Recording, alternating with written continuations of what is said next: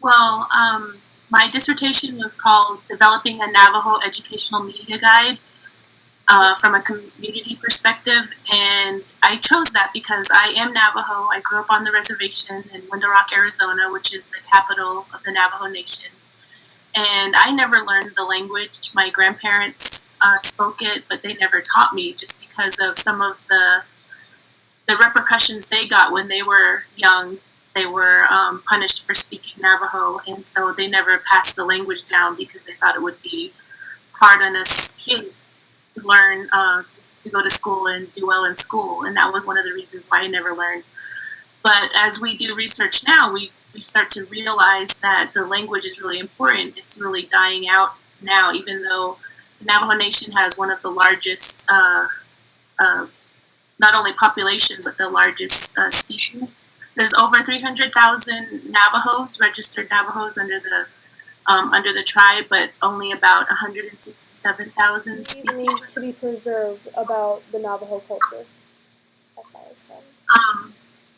Well, definitely the language, because a lot of the teachings and the culture and the ways of life and how to think are embedded in the language. So if you learn the language, you'll learn that there's a lot of things that you can't translate directly to English, like the concept of k'eh. K'eh in Navajo, that means kinship. So, but it goes further than just kinship. You know, it's like your relationships with all the people you know. But when you think about k'eh, you're thinking about the relationship you have not only with your family, your friends, your community, but also with nature, and the animals, and the cosmos, the sky, the elements, water, air, like all of those things you really have to respect and honor. You can't just take any of those things for granted. And so when you think about k'eh and how you live your life every day, you have to respect all of those things around you no matter what. Okay. And yeah, so that's one of the concepts, and just the way of thinking. When you start talking in Navajo, or you start thinking about things in Navajo, the way that we learn is a little bit different as well, because you really have to think about all those elements when you are learning about something as well. So one of the major findings that I found in my research for a possible Navajo educational TV show was in our culture, it's kind of taboo in this day and age, for animals to talk. So if you see a lot of elementary or preschool television shows, you have a lot of animals that are talking, Kermit the Frog talks, or Fozzie the Bear, or Daniel Tiger talks. You get all these different animals that are talking in our culture. That's taboo. You're not supposed to see animals talking. If you know, we have 4 different worlds where our Navajos emerged from. So there's 4 different worlds. The first world was the Black world, second world, third world, fourth. So in those worlds, the animals did talk, but that's where our creation stories come from, and that's where, if we were to have a cartoon or a television show where animals talk, they can only be in reference to those creation stories, because those creation stories are telling a story of how we came to be, how they helped us become who we are, how they taught us morals, how they shaped the world that we live in today. So it would be okay, but it would have to be in that light. So okay, thank you.